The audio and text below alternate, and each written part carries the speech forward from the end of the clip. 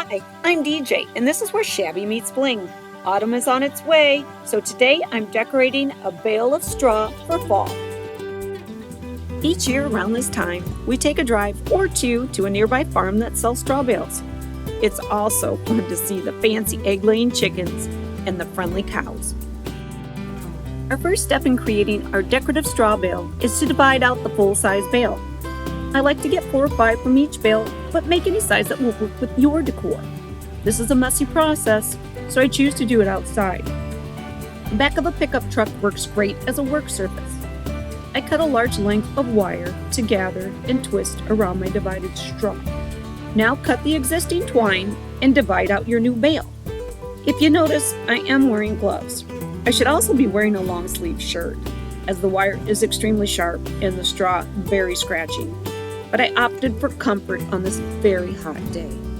Pull your wire through the straw, making sure that both sides are even, so you don't end up with an uneven bale at the end of your process. Twist the wire as tight as possible. If you can enlist the help of a friend, this process is much easier and quicker. If you cut your wire a little too long, be careful not to scratch your face. Safety glasses are always a good idea. I will continue securing my newly formed bale by adding a second piece of wire going in the opposite direction. I will also add twine. I use 4 pieces. I'm looking to make a tight bale. The tighter the bale, the more uniform and neat your bale will be in the end. Adjust, tighten, and trim your wire. Leave at least 6 inches on each piece to secure your ribbon. I'm using burlap ribbon for a natural look. You can use any kind of ribbon at all to coordinate with your existing decor.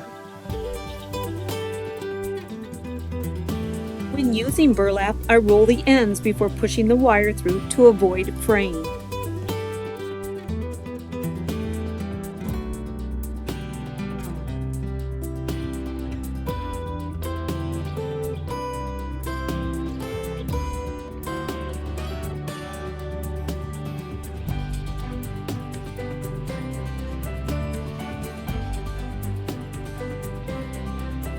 Push the ribbon down firmly and then continue with the other side.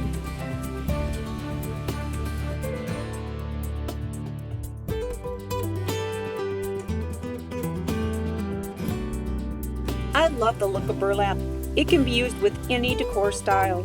Here it is more rustic and casual. But check out our video where I turn burlap and jute into customized fabric. The fabric I create can be used in any upscale design.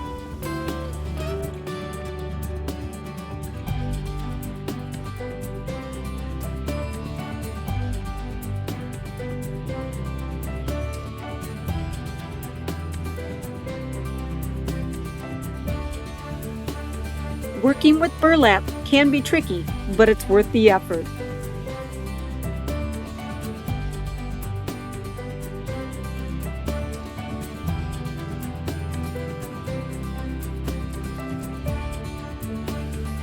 Continue with another piece of ribbon on the other side, as if you were wrapping a gift.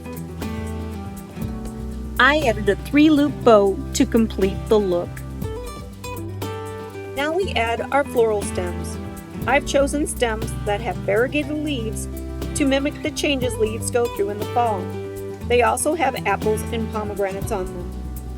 3 will be added with a total of 5 pieces of fruit. Work in odd numbers for a balanced, cohesive look. By using a chopstick or a similar item, you will produce a channel for your floral stem.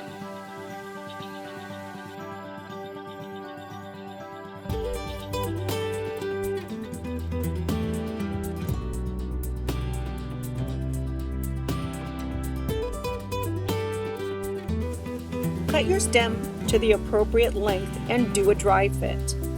If your channel isn't deep enough, you may need to grab that chopstick again. The key here is to get your stems as deep into the bale as possible for a nice, firm hold. You don't want your stems to be able to pull free or to simply fall out, especially if you're using these outdoors.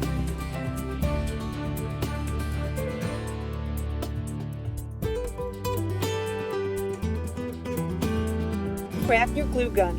Be extremely generous with the glue. You can even run glue into the channel you created with your chopstick. I can't stress enough how important it is to press your stem deep into the bale of straw. Continue adding your stems. For texture and contrast, I've also added some faux wheat. In other bales, I've added items such as pine cones and nuts. These bales can be a focal point right up until you change your seasonal decor. These also make great gifts. Keep that in mind when you're invited to fall gatherings. Any host or hostess would love to be presented with such a gem. Add final touches and adjust stems and ribbon loops. And there you have it, a beautifully decorated fall masterpiece. Now let's see what it looks like outside.